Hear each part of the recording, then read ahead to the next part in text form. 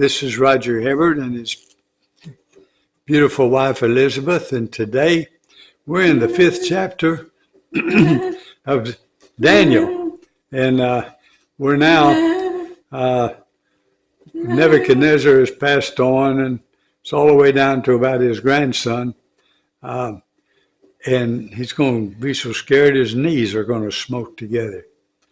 King Belshazzar made a great feast for 1,000 of his lords and drank wine in front of the thousands. Belshazzar, when he tasted the wine, commanded that the vessels of gold and silver that Nebuchadnezzar his father had taken out of the temple in Jerusalem be brought, that the king and his lord, his wives, and his concubines might drink from them. Then they brought in the golden vessels that had been taken out of the temple, the house of God in Jerusalem. And the king and his lord, his wives, and his concubines drank from them. They drank wine and praised the gods of gold and silver, bronze, iron, and wood, and stone. Immediately, the fingers of a human hand appeared and wrote on the plaster of the wall of the king's palace, opposite the lampstand. And the king, man, that make you scared, wouldn't it? And the king saw the hand as it wrote. Then the king's color changed, and his thoughts alarmed him. His limbs gave way, and his knees smoked together. This said knocked together. The old version said smoke together. The king called loudly to bring in the enchanters, the Chaldeans, and the astrologers. The king declared to the wise men of Babylon, "Whoever reads this writing and shows me its interpretation shall be clothed with purple and have a chain of gold around his neck, and shall be the third ruler in the kingdom." Then all the king's wise men came in, but they could not read the writing or make known to the king the interpretation. Then King Belshazzar was greatly alarmed, and his color changed, and his lords were perplexed. The queen, because of the words of the king and his lords, came into the banqueting hall, and the queen declared, "O king, live forever. Let not your thoughts alarm you or your color change. There is a man in your kingdom in whom is the spirit of the holy gods. In the days of your father, light and understanding and wisdom, like the wisdom of the gods, were found in him. And King Nebuchadnezzar, your father the king, made him chief of the magicians, enchanters, Chaldeans, and astrologers, because an excellent spirit, knowledge, and understanding to interpret dreams, explain riddles, and solve problems were found in this Daniel, whom the king named Belshazzar. Now let Daniel be called, and he will show the interpretation. Then Daniel was brought in before the king. The king answered and said to Daniel, "You are that Daniel, one of the exiles of Judah, whom the king my father brought from Judah?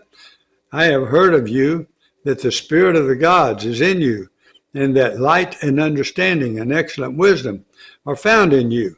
Now the wise men and the enchanters have been brought in before me to read this writing, make known to me, and to make known its interpretation, but they could not show the interpretation of the matter. But I've heard that you can give interpretations and solve problems.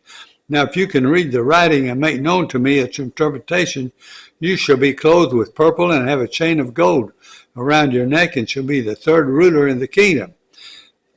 Then Daniel answered and said before the king, let your gifts be for yourself, and give your rewards to another.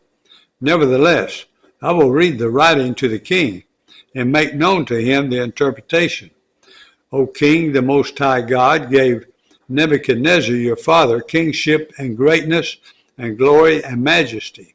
And because of the greatness that he gave him, all peoples, nations, and languages trembled and feared before him. Whom he would, he killed, and whom he would, he kept alive. Whom he would, he raised up, and whom he would, he humbled. But when his heart was lifted up, and his spirit was hardened, so that he dealt proudly, he was brought down. We saw that yesterday, where he was put out into like a cow. He was brought down from his kingly throne, and his glory was taken from him. He was driven from among the children of mankind, and his mind was made like that of a beast, and his dwelling was with the wild donkeys. He was fed grass like an ox, and his body was wet with the dew of heaven, until he knew that the Most High God rules the kingdom of mankind and sets over it whom he will. And you, his son, Belshazzar, have not humbled your heart, though you knew all this, but you have lifted yourself against the Lord of heaven, and the vessels of his house have been brought in before you, and you, your lords, your wives, and your concubines have drunk wine from them, and you have praised the gods of silver and gold, of bronze, iron, wood, and stone, which do not see or hear or know, but the God in whose hand is your breath, and whose are all your ways you have not honored. Then from his presence the hand was sent, and this writing was inscribed. And this is the writing that was inscribed: Mene, Mene, Tekel, and Parsin. This is the interpretation of the matter. Mene, God has numbered the days of your kingdom and brought it to an end. Tekel, you have been weighed in the balances and found wanting. Paris, your kingdom is divided and given to the Medes and Persians. Then Belshazzar gave the command, and Daniel was clothed with purple, a chain of gold, and put around his neck, and a proclamation was made about him that he should be the third ruler in the kingdom. That very night, Belshazzar, the Chaldean king, was killed, and Darius the Mede received the kingdom, being about 62 years old. Praise God.